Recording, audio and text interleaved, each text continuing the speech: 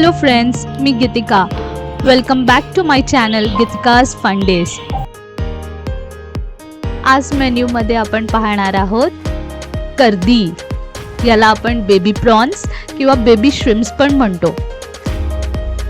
कर्दी खूप छोटी छोटी असते, त्यामुळे त्याची स्किन साफ करून आपल्याला खूप वेळ द्यावा लागतो. पण आज मार्केटमध्ये गेली होती, कोळंबी आणायचं होतं. विचार केला की आज प्रॉन्स सुका बनवूया पुन्हा एकदा घरी. पण तिथे मला बेबी प्रॉन्ससुद्धा भेटले आणि ते मस्त साफ केले होते छान त्या काकूंनी. मग मी ठरवलं की कोळंबी तर उद्यासाठी पण होऊ शकते. आज आपण मस्त कर्दी बनवूया. डाळ, राईस, भाकरी आणि कर्दी. छान आज गप्पा मारण्याचा मूड आहे. कर्दी धुण्यासाठी पण वेळ लागतो. ते व्यवस्थित त्याची काही स्किन राहायला नाही पाहिजे, कारण की छोटा बाबू पण खातो. असं त्याला प्रॉन्स थोडं वॉश करून असं थोडं दिलं स्किन मसाला काढून तर तो छान खातो. तर मग म्हणून काही स्किन नको राहायला, तर मी थोडं केअरफुली साफ करत होती. ते खूप असा त्याच्यामध्ये टाईम द्यावा लागतो. तर छोटं येत होतं. आपण इथे गाळणी पण नाही वापरू शकत होतो, कारण की आपण चहाला यूज करतो. म्हणून मग मी ते एक एक अगदी साफ करत मस्त वेळ काढत होती.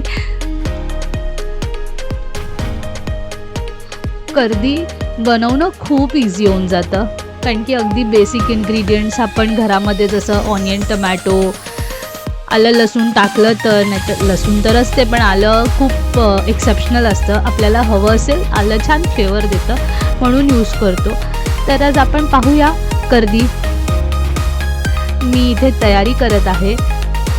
ऑनियन, टमॅटो, लसूण साफ करून घेऊन, म्हणजे चिरून वगैरे ठेवलं तर आज अम्माकडून करून घेणार आहे.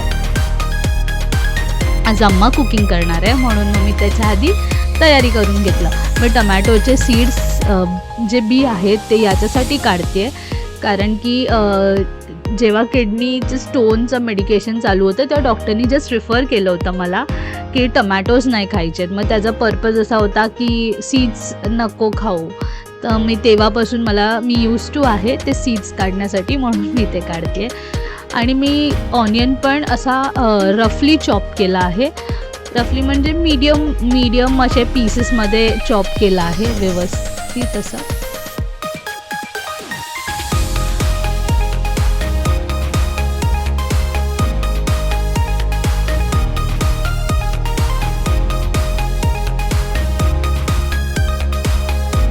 कर्दी जेव्हा आपण बनवतो तेव्हा आपण ऑनियन, कर्दी खूप छोटी असते, ती क्वांटिटी त्याचं खूप छोटं होऊन जातं, म्हणून कमी पडतं.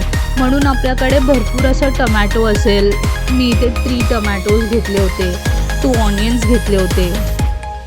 तर त्याच्यामुळे कसं थोडं त्याला असा घट्टपणा येतो, थोडं ग्रेव्ही वाढते त्याची. मी इथे तुम्ही पाहाल तर मी अगदी थोडंसंच आलं घेतलं आहे. अर्धा इंच आलं घेतलं आहे आणि 12 ते 15 लसणाच्या पाकळ्या घेतल्या. लसूण अगदी मी जेव्हा फोडणी देते तेव्हा जरी मी अद्रक लसूणची पेस्ट टाकली आहे तरी पण मी लसणाच्या पाकळ्या या थोड्या ठेचून अशा टाकतेच. कुठलं पण रेसिपी बनवताना तेलामध्ये लसूण सोडलं की खूप सुंदर असा सुगंध येतो. खूप छान वाटतं जेव्हा फोडणी बसते त्याची.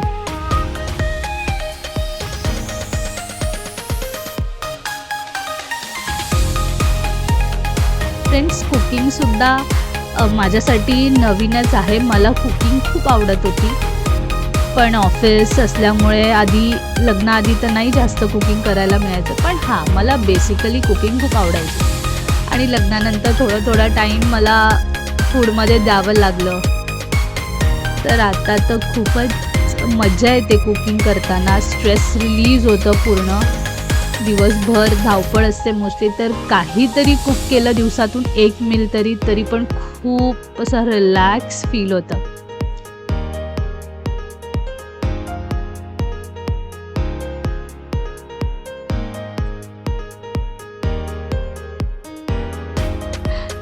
मी इथे टमॅटो याच्यासाठी छोटं कापलं आहे.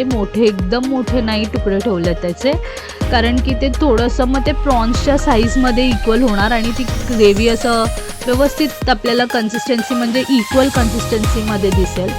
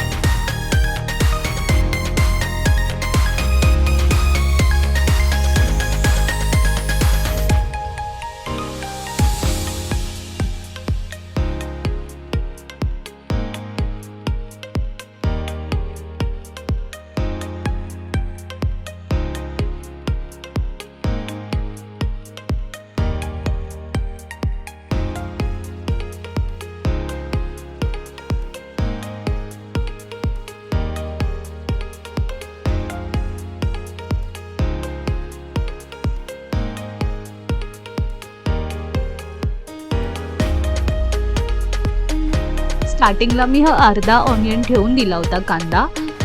मी 1.5च कांदा घेतला होता. पण नंतर मला अम्माने सांगितलं की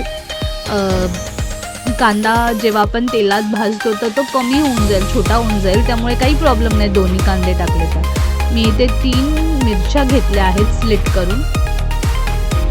त्यांना मधून चिरल्यात, त्यांना छोटं छोटं नाही कापलेत, मी मधून स्लिट केलं.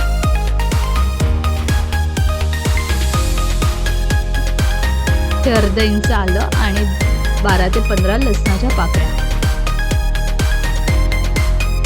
हे असं माझं प्रिपरेशन झालेलं आहे. आता आपण रेसिपी पाहूया. इथे मी 2 टेबलस्पून ऑफ ऑइल अम्माने टाकलंय. 2 टेबलस्पून तेल. जेवढं कमीत कमी ऑइलमध्ये बनवू तेवढं चांगलं, कारण की नंतर आहे ना त्याला तेल सुटत जातं ना, तर मग सगळं तेल होऊन जातं, ओव्हर ऑइल होतं. स्टार्टिंगला अद्रक आणि लसूण हे तेलामध्ये फोडणी दिली.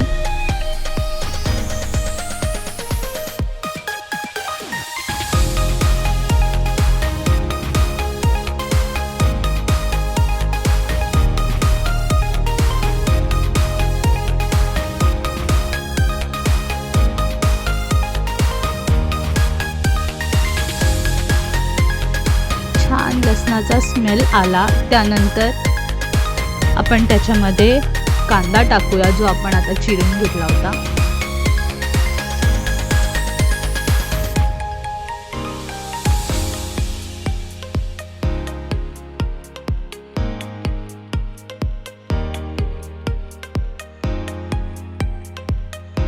कांदा छान परतवून घ्यायचा आहे. मऊसर झाला की त्यात आपण कढीपत्ता टाकून घेऊया.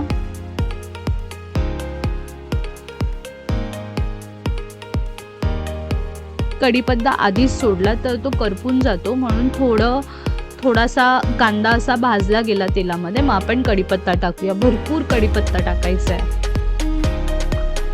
3 दांडी जे असते ते पूर्ण टाकलं तरी पण चालणार. कढीपत्त्याने खूप छान स्मेल येतो.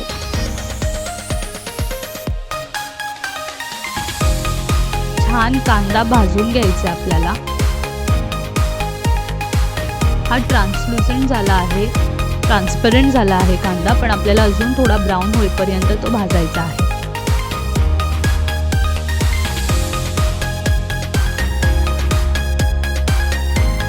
यासोबत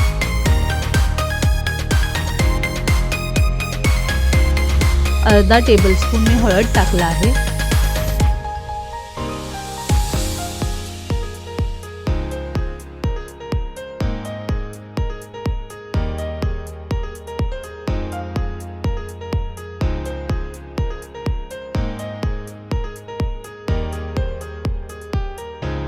एक टेबलस्पून मीठ टाकलं. कांदा आपला शिजण्यासाठी, थोडं फास्ट शिजण्यासाठी आपण मीठ टाकलं. जेव्हा रेसिपी कंप्लीट होईल तेव्हा आपल्याला जर मीठ वाटत असेल तर अजून आपण मीठ टाकू शकतो एक फायनल टचमध्ये. हळद आणि मीठ टाकल्यानंतर ही जी कर्दी साफ केली आहे ती आपण टाकून कांद्याबरोबर परतून घेऊया.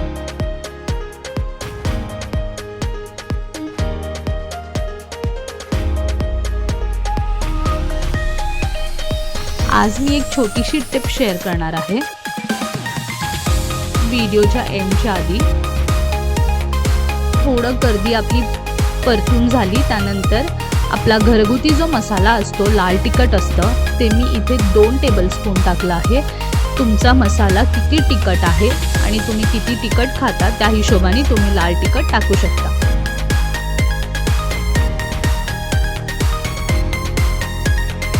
माझी इथे कर्दी अराउंड पाव किलो, म्हणजे पाव किलो ते 400 ग्रामच्या आसपास होती.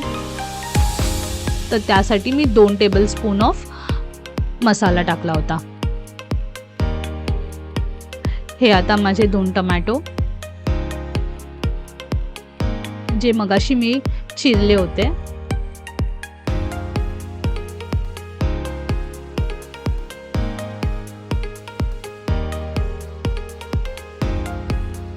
खूप छान कलर आला होता. याला आपल्याला कंटिन्यूस परतायचं नाही आहे. जस्ट असं भाजून झाली ना कोळंबी, थोडा टमॅटो मिक्स झाला, मग आपल्याला झाकून ठेवायचं आहे, म्हणजे सगळा फ्लेवर त्याच्यामध्ये उतरून जाईल.